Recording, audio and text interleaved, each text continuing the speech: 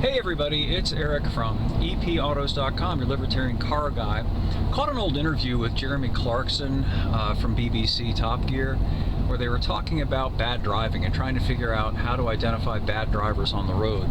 And at that time, Clarkson made the observation, which I agree with, that you could safely assume that if you rolled up behind, say, a Volvo or a Prius, that more than likely you were going to be dealing with a bad driver, meaning somebody who was oblivious, who tended to drive below the speed limit, who would do things like camp out in the left lane, not yielding to faster traffic, etc., and so on. Fast forward to now, though, and I think the situation is a lot different because effectively all the cars on the road are kind of like Volvos and Priuses. I should actually back up a little bit to clarify more what Clarkson was trying to get at. At that time, and this was back in the 90s, there were still interesting cars, and not just on the very high end. And so people who cared about driving tended to buy cars that were interesting and fun to drive. And that was how you could separate out the wheat from the chaff, so to speak. Getting back to where we are now, almost all the cars that are available at prices that most people can afford are boring transportation appliances. You know, you've heard me rant about crossover SUVs. Oy vey. Here comes another one. I'm going to have to figure out what to say about it. This one's got a 9.5-inch touchscreen, whereas that one over there has an 8-inch touchscreen. There's just not that much difference, and there's certainly not much in the way of excitement or driving fun to be gotten out of it. So, you know, people have been driving these crossover SUVs now for quite some time because they seem to be the only vehicles that are available anymore. So it's no longer really possible to safely assume that whatever you're rolling up behind is being piloted by a bad driver, because you know, there are all these boring, uninteresting cars that pretty much everybody is driving. You know, if you can roll up behind an old muscle car, typically you'll find somebody who still knows how to drive. Not so much, though, with the new stuff, new performance cars, I should say. For example, Corvettes.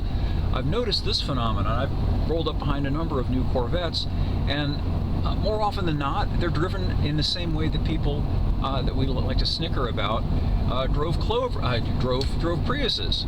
And I think a lot of that has to do with the fact that the Corvette is frankly an old man's car at this point. Base price $60,000, and God help you as far as what it costs to insure if you're somebody who's in your 30s, let's say. Just, you know, you have to be very affluent in order to be able to afford to drive a car like a Corvette, which wasn't always the case. You know, at one point in time, yeah, the Corvette was more expensive than, say, a Z28 or a base Camaro, but it was still something that a middle-class guy could conceivably afford before he got to the age of being able to collect Social Security. So now here we are, and that's what the Corvette has become. And I don't think it's an accident that it's automatic only. You know, a lot of guys who do what I do gripe about that, but there's a reason why. I'm not even blaming General Motors for it. General Motors will say, you know, we'd build it with a manual if people would buy it, but they don't. You know, the bulk of the people who buy these cars buy them with automatics, so it doesn't make sense for them to make it with a manual. But why do they do that? Well, because they're old. You know, some old guy who's got bad knees and, you know, just wants to be able to putt around in traffic in a fancy-looking sports car doesn't want to deal with a clutch and shifting gears and all of that. So they're catering to that demographic. So that's why when you roll up behind a Corvette and the guy's doing 56 miles an hour in a 55-mile-an-hour zone, that's why. That helps to explain it. And frankly, the same is true with regard to Mustangs and, you know, the Charger, rest in peace, that was last made in 2023. Again, these have now become so expensive that they essentially are at best for middle-aged guys, if not old guys. And at that point, you know, your testosterone isn't what it was when it was 25, and your willingness to get tickets and to deal with all of the stuff having to do with insurance and traffic court and blah, blah, blah, is probably a lot less. You maybe have a wife, you got kids, you got to be responsible, and so while you'd still like to have a fun car, you know, your willingness to drive it in a fun manner is probably considerably less.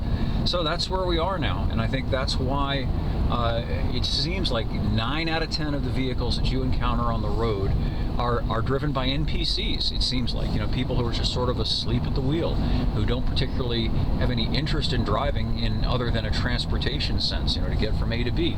Nothing wrong with that. I just think it's sad that the enthusiasm for driving and the fun that people used to get out of owning a car and, you know, just the open road and all of that stuff. It's just gone now, or at least it's been dramatically reduced. Anyway, those are my thoughts this morning. More over at epautos.com, the web's best libertarian gearhead site. I hope you'll consider swinging by. And if you like what's there, if you like my videos, please recommend them to friends. Very much appreciated, and we'll have more for you again soon.